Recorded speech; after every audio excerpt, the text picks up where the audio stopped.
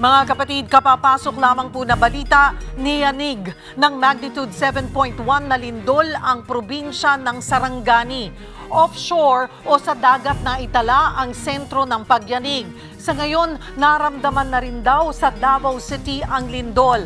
Ayon sa PHIVOLCS, wala pa namang napapaulat na pinsala, pero pinaghahanda ang mga karatig lalawigan sa aftershocks.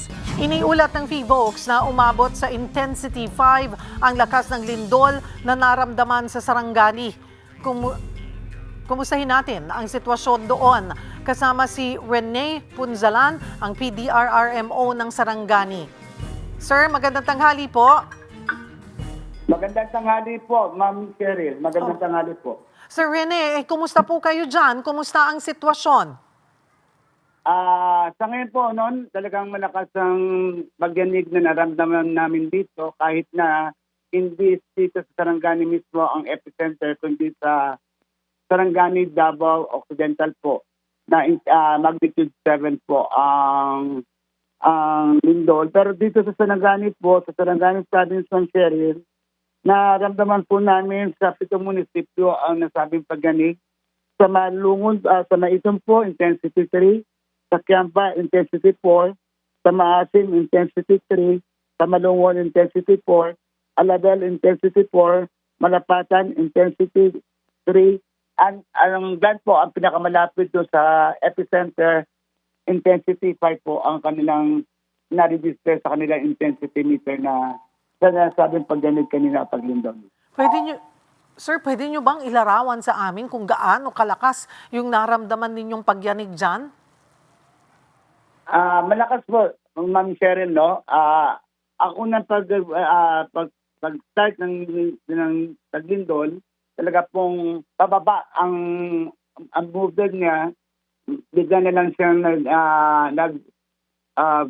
nag-horizontal ang movement. Pero nung first na pag-attack ng lindol, pabaksak po. Tapos biglang sinuyan-duyan na po. Nagtagal to, estimated namin ng ilang segundo, mga 15 to 20 minutes po. 20 seconds po. 15 to 20 seconds. Alright. So far, may mga initial na bang nakuha kayong report na pinsala na idinulot nito? Sa ngayon, Ma'am Cheryl, wala pa po, no? Mula sa aming 7 munisipyo. Pero ngayon dito sa Kapitolyo, pinalabas ko na po ang aming mga tauhan upang mag-conduct ng inspection agad-agad sa mga building dito sa loob ng Capitol compound po. Anong oras po ninyo naramdaman yung lindol? Mga 13 po.